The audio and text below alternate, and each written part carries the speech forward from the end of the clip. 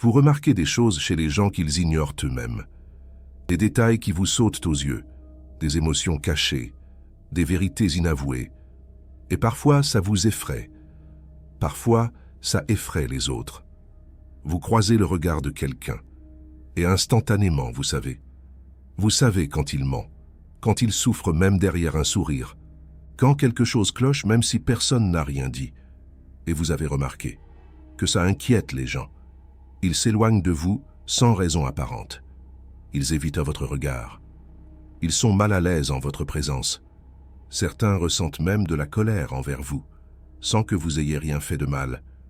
Si vous vous reconnaissez dans ces mots, je dois vous révéler quelque chose de très important.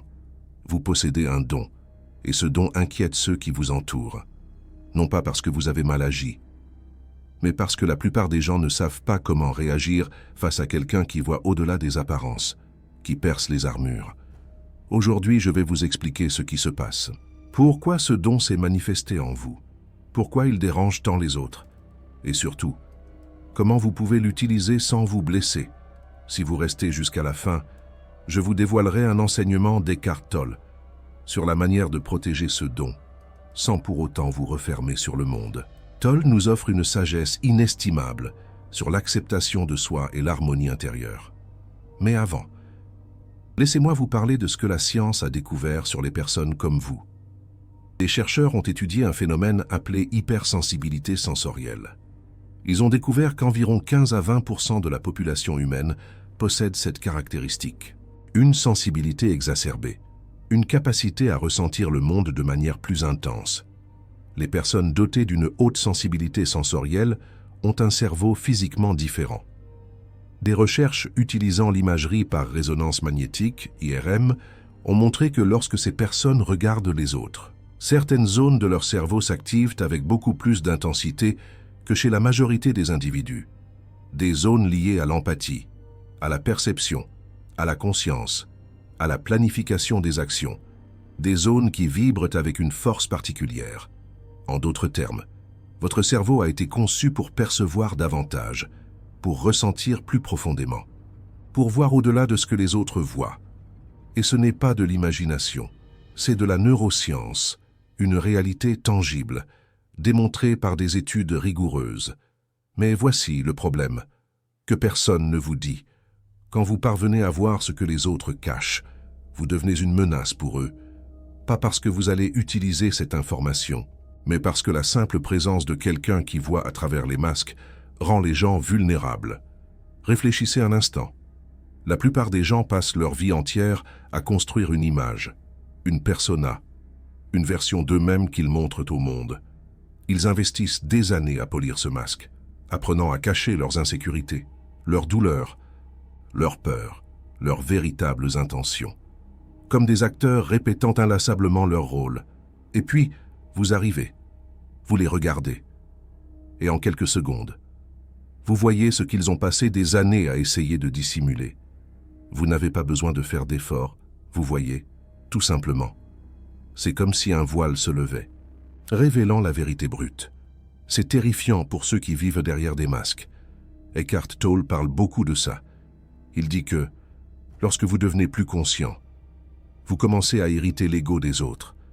Parce que l'ego a besoin d'inconscience pour survivre. Il a besoin que les gens ne voient pas, qu'ils ne perçoivent pas, qu'ils acceptent la surface comme la réalité. L'ego se nourrit de l'illusion, de la superficialité. Mais vous ne pouvez pas faire ça. Vous ne pouvez pas feindre de ne pas voir. Vous ne pouvez pas accepter le masque comme s'il s'agissait de la personne réelle. Et cela crée un inconfort énorme chez les gens qui vous entourent. Avez-vous déjà remarqué? Comme certaines personnes deviennent nerveuses, quand vous les regardez dans les yeux pendant plus de quelques secondes. C'est comme si elles craignaient que vous ne découvriez leurs secrets les plus intimes. Avez-vous déjà perçu comment certaines personnes changent complètement de comportement quand vous êtes présent? Elles deviennent artificielles, forcées, comme si elles jouaient un rôle. Avez-vous déjà remarqué comment certaines personnes vous évitent tout simplement, sans aucune raison apparente? Elles préfèrent la distance, la sécurité de l'inconnu. Cela arrive parce que, à un certain niveau, elles sentent que vous voyez. et elles ne veulent pas être vues. Du moins, pas vraiment. Elles préfèrent maintenir l'illusion, préserver leur image. Maintenant, je dois vous parler de quelque chose de très important. Ce don que vous avez, ce n'est pas quelque chose que vous avez choisi. Ce n'est pas quelque chose que vous avez développé consciemment. Dans la plupart des cas, il est simplement apparu, comme une fleur sauvage qui pousse dans un jardin. De nombreuses personnes qui ont cette capacité racontent qu'elle a toujours été là, depuis leur enfance, dès leur plus jeune âge. Elles percevaient des choses que les autres ne percevaient pas. Elles sentaient quand quelque chose n'allait pas, même si personne ne disait rien.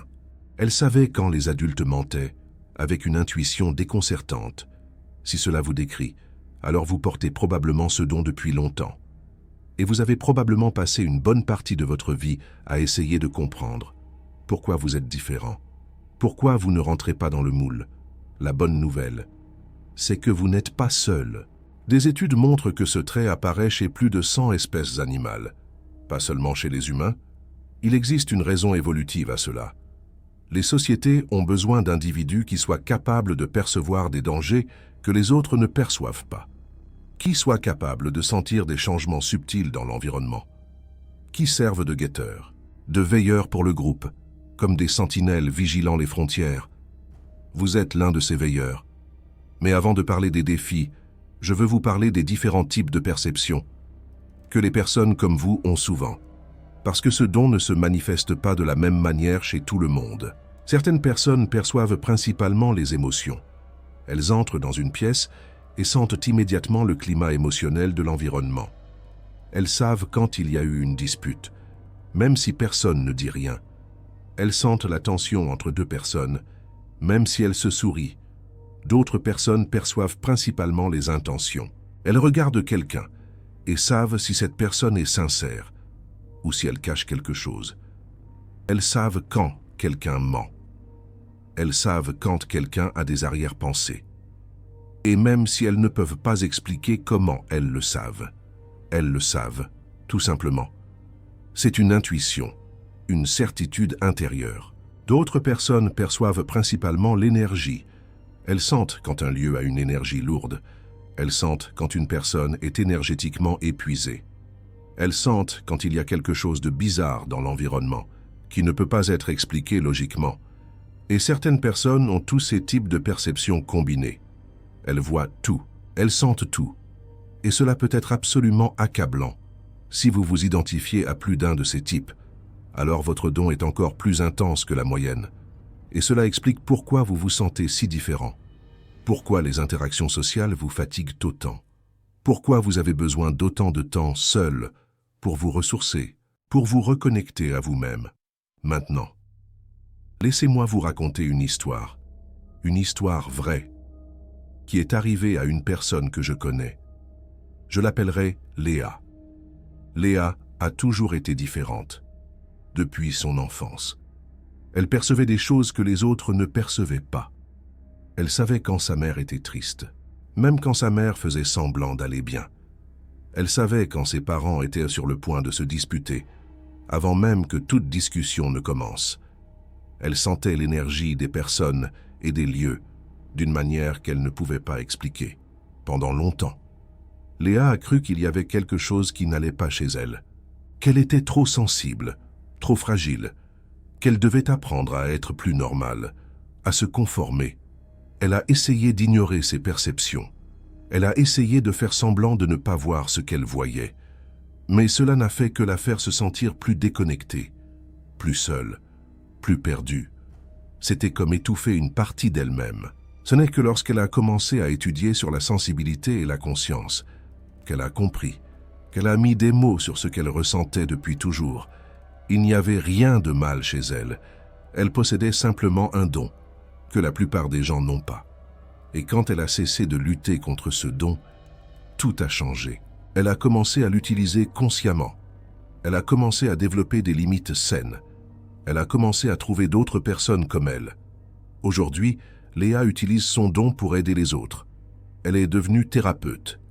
Et ses clients disent qu'elle voit des choses en eux, que personne d'autre ne parvient à voir. Qu'avec elle, ils se sentent vraiment compris. Voilà. le potentiel de votre don. Lorsqu'il est utilisé correctement, il peut être un outil puissant de guérison et de connexion. Mais il existe des défis qui accompagnent ce don. Et je dois être honnête avec vous à ce sujet. Le premier défi, c'est l'épuisement.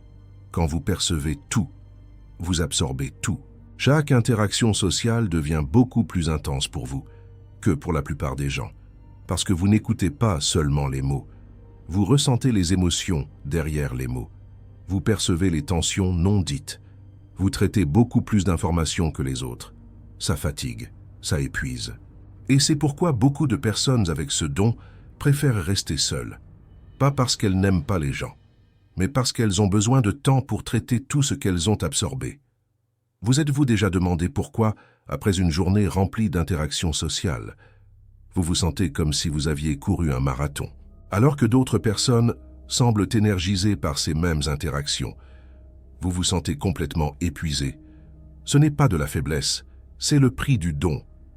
C'est le résultat de traiter beaucoup plus d'informations que le cerveau moyen n'est équipé pour traiter. Et c'est pourquoi vous avez besoin de silence, de solitude, d'espace vidé dans votre agenda. Ce n'est pas un luxe, c'est une nécessité. Le deuxième défi, c'est l'incompréhension. La plupart des gens ne comprennent pas ce que vous ressentez. Pour eux, le monde est beaucoup plus simple. Ils voient la surface et croient en elle. Quand vous essayez d'expliquer ce que vous percevez, ils pensent que vous imaginez des choses, ou pire, ils pensent que vous êtes en train de juger. Vous n'êtes pas en train de juger. Vous êtes simplement en train de percevoir. Mais pour qui n'a pas ce don, cela peut paraître la même chose. Le troisième défi, c'est la solitude. Quand vous voyez ce que les autres ne voient pas, vous commencez à vous sentir isolé, comme si vous viviez dans un monde différent, comme si vous parliez une langue que personne d'autre ne comprend. Vous pouvez être entouré de gens, et pourtant vous sentir complètement seul, parce que la connexion réelle ne se produit que lorsque quelqu'un vous voit vraiment. Et la plupart des gens ne parviennent pas à vous voir, parce qu'ils ne parviennent même pas à se voir eux-mêmes. Mais voici ce que je veux que vous compreniez. Ces défis ne signifient pas que le don est un problème. Ils signifient que vous devez apprendre à le gérer d'une manière saine. Eckhart Tolle enseigne quelque chose de très important à ce sujet. Il dit que la conscience sans sagesse peut être un fardeau, mais la conscience avec sagesse devient un cadeau incalculable. La différence réside dans la manière dont vous utilisez ce que vous percevez. Laissez-moi vous donner un exemple. Imaginez que vous êtes à une réunion de famille. Vous regardez votre oncle Henri et vous percevez qu'il souffre. Peut-être qu'il a des problèmes dans son mariage. Peut-être qu'il rencontre des difficultés financières. Vous sentez simplement que quelque chose ne va pas. Maintenant, vous avez un choix. Vous pouvez aller vers lui et lui demander directement si quelque chose ne va pas. Cela va probablement le mettre mal à l'aise, parce qu'il ne veut pas que personne ne le sache. Il va être sur la défensive.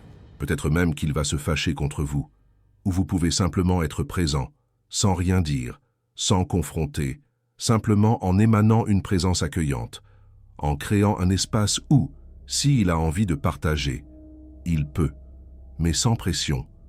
Voilà la différence entre utiliser le don avec sagesse et utiliser le don de façon invasive. Vous n'avez pas besoin de dire tout ce que vous voyez. En fait, la plupart du temps, le mieux c'est de ne rien dire. Les gens révèlent ce qu'ils sont prêts à révéler. Votre rôle n'est pas de forcer cette révélation. Votre rôle est de créer un espace SR où elle puisse se produire naturellement. C'est ce que Tolle appelle la présence. Vous êtes là, vous percevez, vous accueillez, mais vous n'envahissez pas. Quand vous apprenez à faire ça, quelque chose d'intéressant se produit. Les personnes qui auparavant se sentaient menacées par vous commencent à se sentir en sécurité, parce qu'elles perçoivent que vous n'allez pas les utiliser contre elles-mêmes, que vous n'allez pas exposer leur vulnérabilité, que vous êtes simplement là. Et à ce moment-là, le don se transforme.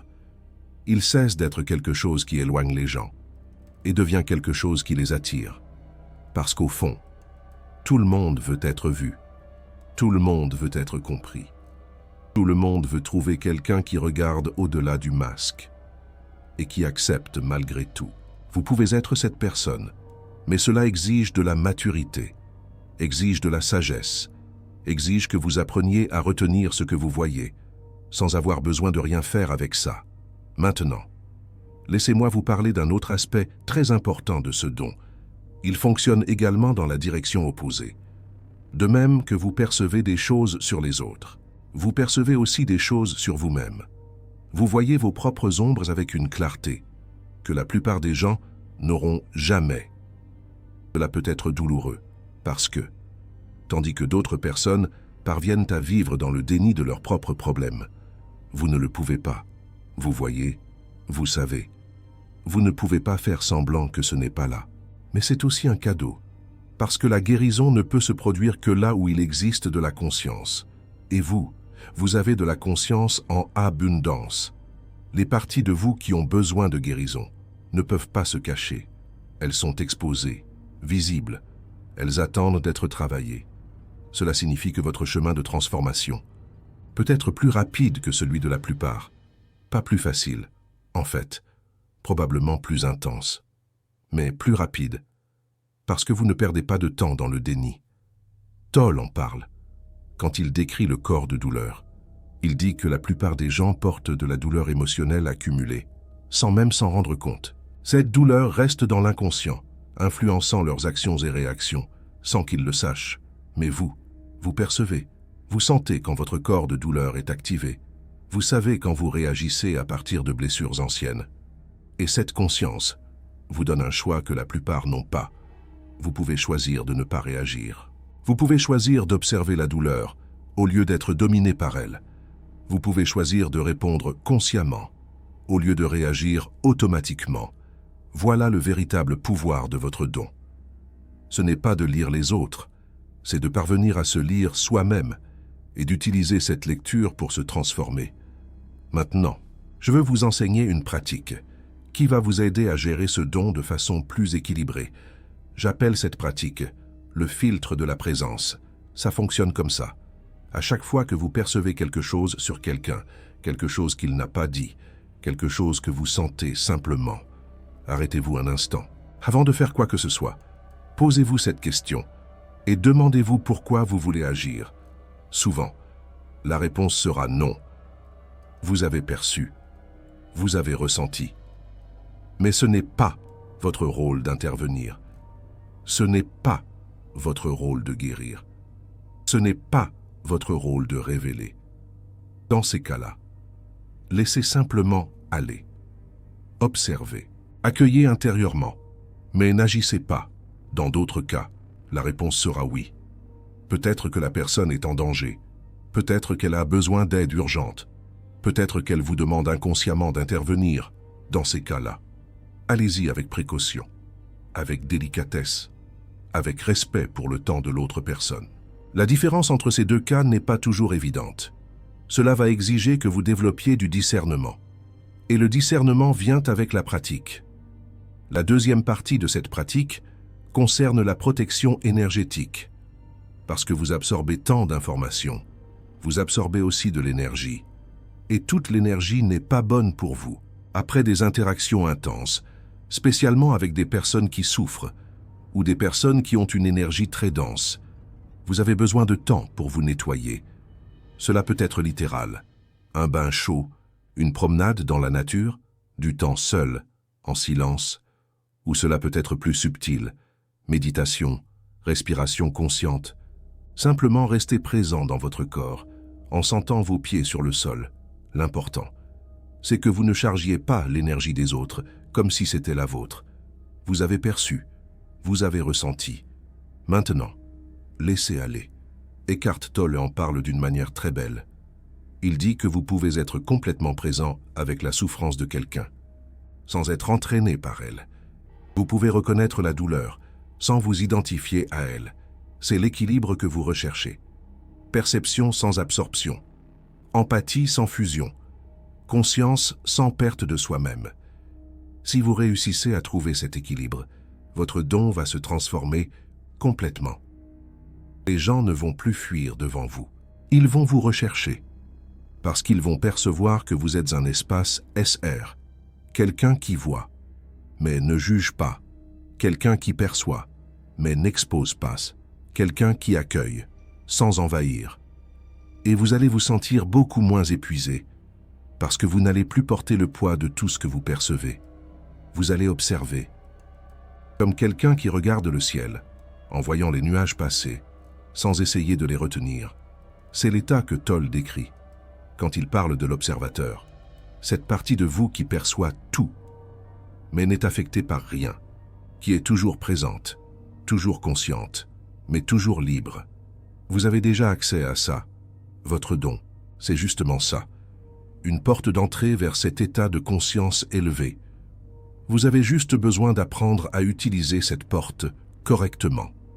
Maintenant, je veux vous parler de quelque chose que beaucoup de personnes avec ce don expérimentent et qui est rarement discuté. C'est à propos des personnes qui se sentent attirées par vous, justement à cause de votre don, et pas toujours d'une manière saine. Avez-vous déjà perçu que certaines personnes semblent vouloir aspirer votre attention, votre énergie, votre présence? Cela arrive parce que votre don crée un champ de présence autour de vous. Et les personnes qui souffrent, les personnes qui sont perdues, les personnes qui ont désespérément besoin d'être vues, sont attirées par ce champ. Au début, cela peut paraître flatteur. Les gens vous cherchent, ils vous font confiance, ils veulent être près de vous. Mais si vous n'y faites pas attention, vous pouvez devenir la personne que tout le monde recherche pour décharger ses problèmes. Vous pouvez devenir l'éponge émotionnelle du groupe. Vous pouvez finir tellement épuisé à prendre soin des autres qu'il ne reste rien pour vous-même. Tolle parle d'un concept important ici. Il l'appelle le corps de douleur collectif. Il existe des personnes qui chargent tellement de douleurs non traitées qu'elles recherchent inconsciemment d'autres personnes pour absorber une partie de cette douleur. Et les personnes avec votre don sont des cibles parfaites parce que vous arrivez à sentir leur douleur. Vous arrivez à les accueillir. Vous arrivez à offrir la présence dont elles ont besoin. Mais si vous n'avez pas de limite claire, vous allez absorber cette douleur comme si c'était la vôtre, et cela peut vous détruire. Alors, voici une troisième pratique pour vous. Je l'appelle la pratique de la limite sacrée, avant toute interaction, spécialement avec des personnes que vous savez qui ont beaucoup de douleur. Faites une intention claire. Dites-vous, je peux être présent avec cette personne, je peux l'accueillir, je peux la voir. Mais sa douleur n'est pas la mienne, et je n'ai pas besoin de la porter. Cela peut paraître simple, mais l'intention est puissante. Quand vous définissez clairement jusqu'où vous allez, votre système énergétique respecte cette limite. Vous pouvez être compatissante, sans être une éponge. Vous pouvez être présente, sans être aspirée. Vous pouvez voir la douleur de l'autre, sans l'absorber. Autre chose importante, apprenez à reconnaître les signes que vous absorbez trop. Si après une conversation, vous vous sentez inexplicablement triste, si vous commencez à avoir des pensées qui ne vous ressemblent pas, si votre humeur change drastiquement après avoir été avec certaines personnes, ce sont des signes que vous avez franchi la limite, que vous avez absorbé de l'énergie qui n'était pas la vôtre. Quand cela arrive, ne vous culpabilisez pas. Il est très facile de franchir cette limite, spécialement quand vous vous souciez sincèrement des autres. Reconnaissez juste et utilisez une des pratiques de nettoyage que j'ai mentionnées avant. Bain, nature, silence, respiration consciente, ce qui fonctionne pour vous. Avec le temps, vous allez développer une sensibilité pour ces limites. Vous allez savoir jusqu'où vous pouvez aller sans vous nuire. Vous allez réussir à offrir votre présence, sans vous perdre vous-même dans le processus. C'est la maturité spirituelle. C'est ce que Tolle enseigne quand il parle d'être dans le monde, mais de ne pas être du monde. Vous pouvez être complètement présente, complètement connectée, complètement compatissante, et pourtant maintenir votre intégrité énergétique. C'est l'équilibre que les personnes avec votre don ont besoin de trouver. Et quand vous le trouvez, tout change. Vous arrêtez de vous sentir comme un poids. Vous arrêtez de vous sentir comme trop. Vous arrêtez de vous sentir comme quelqu'un qui a besoin de se cacher. Et vous commencez à vous sentir comme ce que vous êtes vraiment. Un cadeau, une lumière, une présence guérisseuse dans ce monde. parce que c'est ça que vous êtes, même si personne ne vous l'a dit avant. Votre don n'est pas une erreur.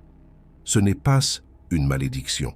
Ce n'est pas quelque chose à cacher ou à supprimer. C'est un outil, une responsabilité. Et oui, un cadeau. Et si ce contenu vous a aidé à mieux comprendre le don que vous portez, s'il vous a donné une nouvelle perspective sur pourquoi les personnes réagissent à vous de la façon qu'elles réagissent, le Super Thanks est une façon pour vous de dire merci. Ça a fait une différence. Et chaque soutien m'aide à continuer à apporter ce type de contenu pour ceux qui ont besoin d'entendre.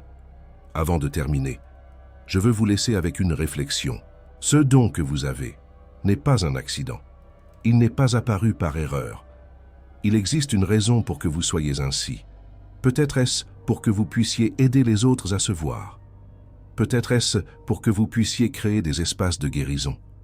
Peut-être est-ce simplement pour que vous puissiez vivre une vie plus consciente. Quelle que soit la raison, le don est là et il ne s'en ira pas. Vous pouvez lutter contre lui.